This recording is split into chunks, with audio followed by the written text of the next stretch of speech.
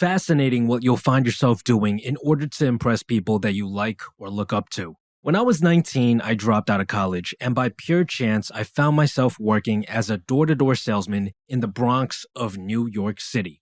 Now, this was the first real job that I ever had. I mean, sure, I did some construction work before and waited on tables, and even worked as a teacher's assistant before. But this sales job was the first job where I actually felt like, yeah, I could see myself growing with this company and climbing up the ladder. It was the first time I felt like I had a career path worth going down, and the first time where I felt like I had some direction in life. So I took it very seriously. Now, the way they train you in the world of door-to-door sales is by taking you on what's called observation days. Basically, you follow a more experienced salesperson around all day, and you watch their every move. You watch how they organize their day, how they talk to people, and how they close sales. And on one of my very first observation days, I was paired up with my boss, who would still go out onto the field maybe once or twice a week to make sure the newbies like me got proper training. His name was Zan, and to be honest, he was the first person I ever met that I admired and looked up to. And it wasn't because he was the smartest, the most charismatic, or even the most successful person I had ever met. The reason I looked up to Zan was because he wasn't scared of anything in spite of all his shortcomings. However, he was cheated by his partners and he was left with a whopping debt of around $500,000. He was then forced to work odd jobs and became a door-to-door salesperson so that slowly but surely, over the years, he could pay off his debt.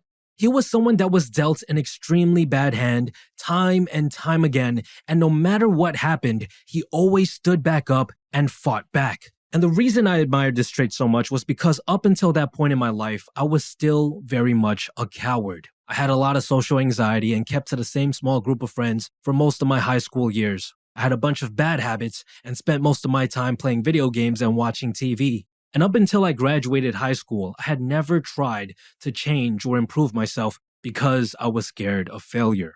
And that's why I looked up to Zan so much. I wanted to be brave like him. I wanted to be someone who could stand up and face the things that scared him instead of coming up with excuses and running away. Just another normal day when suddenly, I remember this clearly, I heard a voice behind me scream, "Ah! Stop him!" I looked behind me and I saw a middle-aged woman screaming and pointing at someone not too far away. I looked over and saw a tall middle-aged man in a hoodie sprinting down the block. Something shiny was in his hand. I looked closely and realized that it was a purse.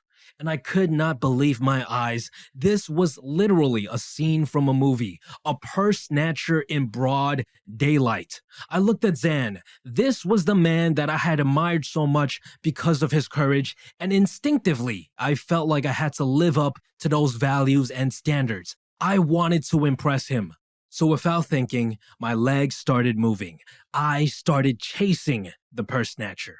So I chased after the guy with all my might. Stop! Stop! Stop! And I ran, and I caught up to the man in front of a gas station. I was much faster than him, so I managed to run past him and I turned around and we both stopped. It was a showdown. Dun, dun, dun, dun, dun.